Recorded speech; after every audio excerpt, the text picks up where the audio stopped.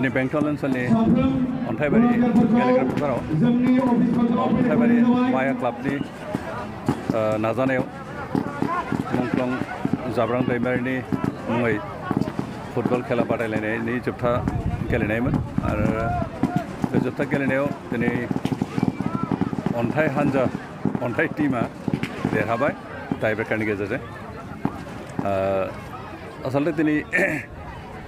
जाब्रां दैमारिनि मुङै खेल होनायनि थांखियानो जाबाय जा बिथाङा सासे एनडिएफबिनि गोख्रों मावथिमोन आरो आफादनि जागायजेननाय जोनोम साननिफ्रायनो बिथाङा खामानि मावबोदोंमोन 1996 मायथाइयाव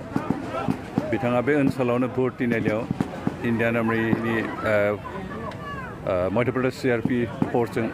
मोगा मोगि जालायनो जिउ गोमालाङो आरो दिनै बिथांखौ सनमान होनाय हिसाबै बिथांनि मुंखौ जों अरायथा खालामनायनि थांखियै बे खेलाखौ होनाय जादों आरो जों बेखै साबायखर होयो अन्थाइबारि माया क्लाबा बिथांमोना नाजानानै खेलाखौ जाफुंसार होबाय दिनै जागायबाय आरो बे कन्टिनिउ जाबाय थागोन फैगोन बोसोरावबो जागोन आरो बेबायदिनो जों बिथांखौ बे खेलानि गेजेरजोंनो बिथांनि मुंखौ जों अरायथा खालामनो नागिरदों लोगोसे बिनि गेजेरजोंनो जों बर' सेंग्रा सिख्लाफोर गेलेनाय बिथिङाव थुलुंगा होनायनिबो मोनसे खाबु लादों जों बिटिआर सरकारनिफ्राय नेसनेल गेलेनाय खेलखौ सरकारि रेजिस्टार्ड खेल जाथ'वाखै जों बे रेजिस्टार खालामनानै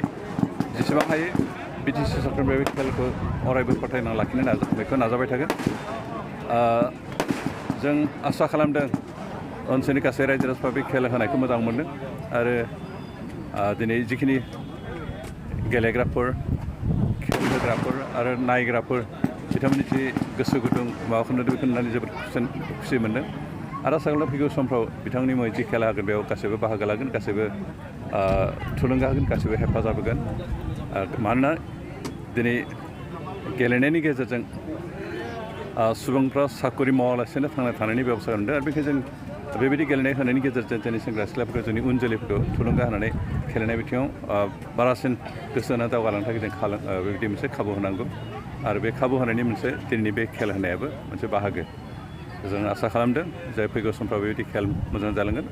जाब्रां बिथांनिल' नङा गुबुन गुबुन बिर जोहोलावफोरनि मुङैबो जों बिदि खेला होनायनि गेजेरजों बिथांमोननि जि जातिनि प्रति नांनाय जातिनि प्रति टेग शिकार बिनि मोनसे सिनायथि होनायजों लोगोसे बिथांमोनखौ सनमान होनायजों लोगोसे बिथांमोननि नामखौ जों अरायथा खालामनो नाजानांगौ